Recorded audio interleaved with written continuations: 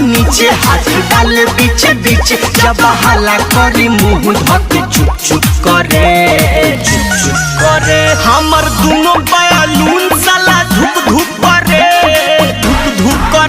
हमर दोनों बावल ऊपर वाला भुक भुक करे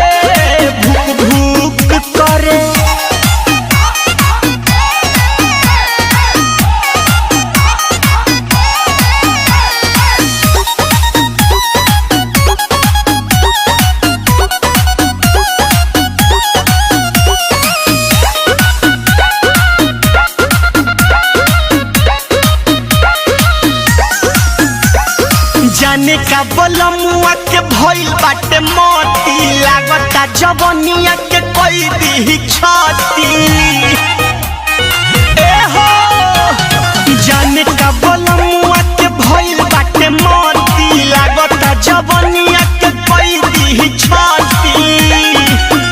नहीं करेला आराम जब करेला के काम लगातार करे कब कब रुक रुक करे हमर दोनों बैलून साला धुक धुक करे हमर दोनों बावल ऊपर वाला भुक भुक करे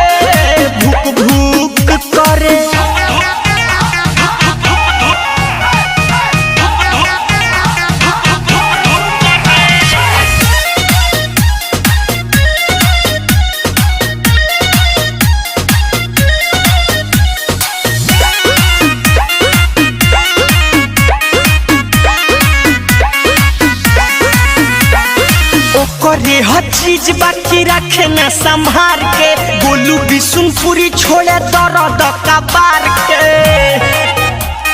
माई करे हर चीज बाकी रखे न संभार के गोलू बिशुनपुरी छोड़े दर्द कबार के एक पानी कम जोर शक्ति सोना करे जो लोड सह नहीं पाई दे ठुक करे हमर दोनों बैलून साला धुक धुक करे हमर दोनों बावल ऊपर वाला भुक करे अर्थिंग में पानी डाला हमर दोनों